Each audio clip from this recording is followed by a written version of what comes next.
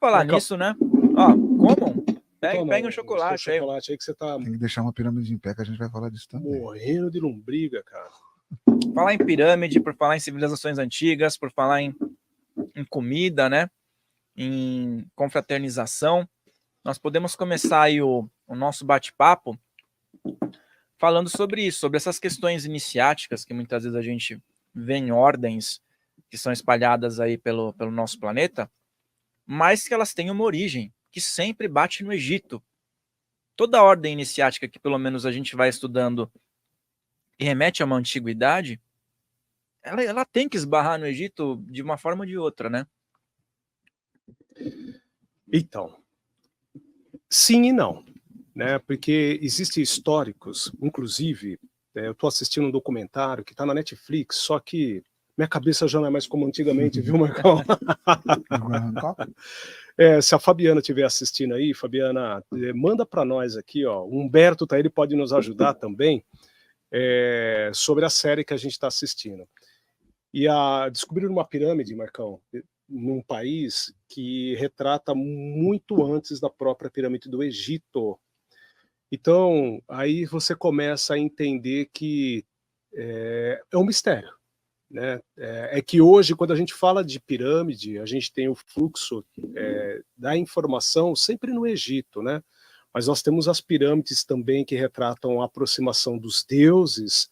Aqui na América do Sul, que são as pirâmides do Peru, tem as pirâmides do México também, né, Marcos? Sim. Que é a pirâmide do Sol, da Lua. Então, o mundo ele tem várias pirâmides. A China tem pirâmide, por incrível que pareça. Então, em várias partes do mundo nós temos pirâmide. Quem pode falar mais sobre isso também é o Marcão, que visitou alguns sítios arqueológicos, né, Marcos? Mas não ia para o Egito, eu acabei, vai ficar para frente, né? Acabei não indo. Mas essa história de datação, que é um pouco complicada na arqueologia, né? Porque a gente procura a parte acadêmica para ter base, para a gente não viajar e ter um norte, mesmo que muitas vezes a gente não concorda com algumas coisas, por causa você vai estudando, você vai vendo pesquisas que vão aparecendo, e como a gente não tem um rabo preso para manter dinheiro com pesquisa, e você é obrigado a seguir, e não pode falar de algumas descobertas, porque senão você é queimado, você perde dinheiro para pesquisa, a gente somos livres pensadores, então a gente pode adentrar a locais que, infelizmente, alguns arqueólogos eles não podem fazer. Na minha opinião, a data que está lá da pirâmide é muito mais antiga, né? Eles falam que está lá 2500, né, antes de Cristo, tudo, mas assim, na minha opinião, ela é muito mais antiga. Ela até retrata Orion como era 10.450 anos precisamente, ou um período precessional a mais, né? Como que as pirâmides, como o platô de Gizé, ele reflete, é que nem um espelho do céu. Você olha para ele e ele reflete o céu, a constelação de Órion, né? Isso já é falado desde a década de 90, que ela ficou um pouco mais pop agora, mas a gente já vem vendo isso há um bom tempo atrás. E é muito curioso, porque ela reflete, não é simplesmente o céu é fixo, só que ele se movimenta, né? Ele vai mexendo a cada 72 anos ele mexe 1 grau. Então a gente vê o céu fixo, passando 72 anos ele vai se movimentando 1 grau, até passar tudo, né? Então ele fica que nem um arco, ele começa de um local, ele vai se mexendo, e ele morre num local e volta. Por isso que alguns escritos antigos, principalmente que datam, eu não lembro bem agora, que é tanta informação, você sabe, muita coisa.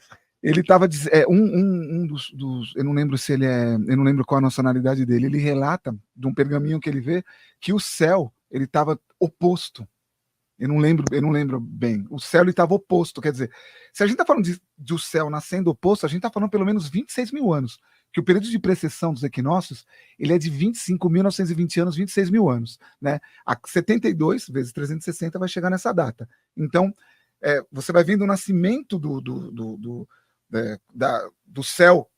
Como que eles fizeram no Egito? Eles pegaram, quando ele estava na base, você olhando de frente, o platô de Gizé, quando ele está na base, quando a gangorra está no final. Se ela está no final, eles começam a fazer a medição. Então eles pegaram esses 10.450 anos, quando ela estava na base. Então ela reflete precisamente o céu, alinhado precisamente, quando ela está na base. Então eles falam que é a primeira era do Egito. Só que assim, A gente tá falando de 10.450 anos. O que isso traz? Eu tô falando muito, hein? Você me corta que eu não vou nem colocar. Não, cara, vai que eu tô lendo de raciocínio. Então, o que acontece? Quando você coloca lá embaixo, eles estão colocando a primeira era. Isso bate com o que a gente vai estudar agora na geologia, quando era o período glacial, quando as águas subiram. Então, parece uma coincidência, mas está batendo mais ou menos isso.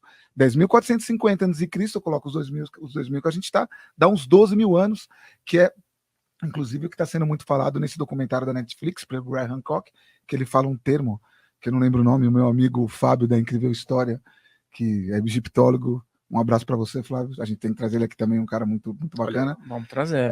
E ele me dá ele me libera um pouco o pensamento com essas coisas. É muita coisa, não dá para... Tem um período, eu não lembro bem o nome, e ele fica, se ele tiver, coloca nos comentários aí. Então, você pega 10.450, 10.500, mais ou menos 12 mil, né? Quando era o período glacial, quando as águas subiram, que aconteceu algum evento ali que saiu do período glacial, entrou no período que nós estamos, chama período interglacial, onde as temperaturas subiram, derreteram os oceanos, tomaram a frente de alguns locais. Parece que isso foi regionalizado, mas foi para o mundo inteiro. Ele tomou. Você tem cerca de 190 mitos falando sobre o dilúvio, não é só a Bíblia. Subiram as águas. Você acha isso na Índia, você acha em vários locais. Então, se tem, um conhecimento antigo disso. Né? A gente está falando de 12 mil anos. Só que se você colocar essa gangorra que eu falei que o Celso movimenta, se você colocar mais um período, você tem que adicionar 26 mil anos. Gente, a gente está falando de 36, 38 mil anos. E só para finalizar, como curiosidade, existe é chamado de Turim, que é um me lembra o nome aí, é o nome eu sempre esqueço esse nome incrível. Não é o Pergaminho de Turim. Pergaminho de Turim. Ele, dependendo do jeito que você lê ele, você bate 36, 38 mil anos as primeiras dinastias do Egito. A gente não está falando de 5 mil anos do período de Naga ali, de 5 mil anos antes de Cristo. A gente está falando de 36 mil. Não é Cristo, é Jesus, né, que fala. 36 mil anos antes. Quer dizer, somando bate 36.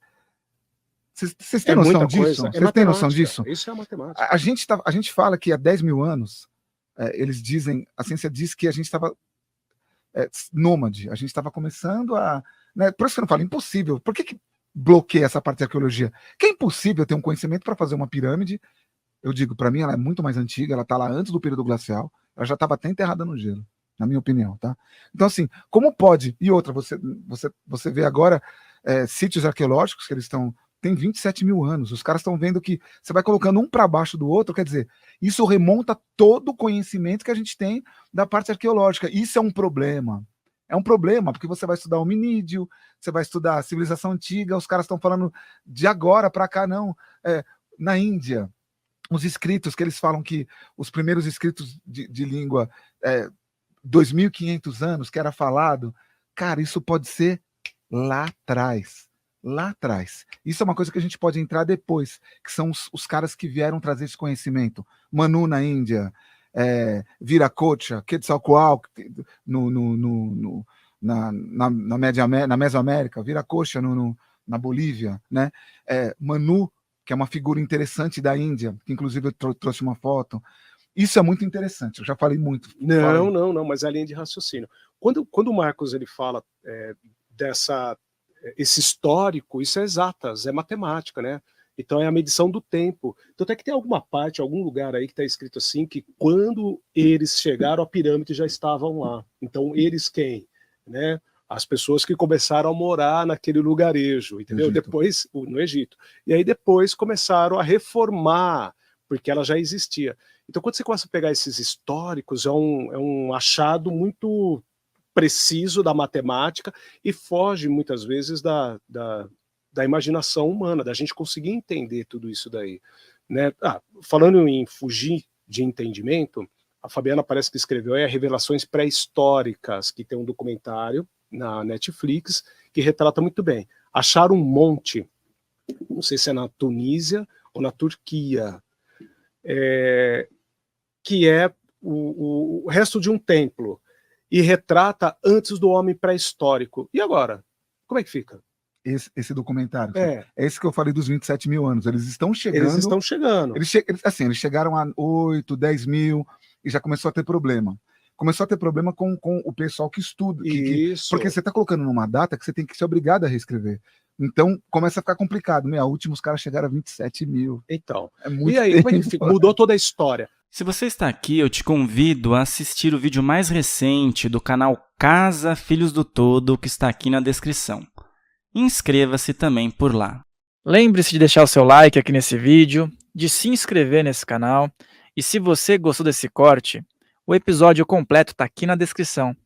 Ah, e também se inscreve lá no nosso canal oficial, Filhos do Todo, para você acompanhar as outras entrevistas. Farrell Molina falando, um grande abraço.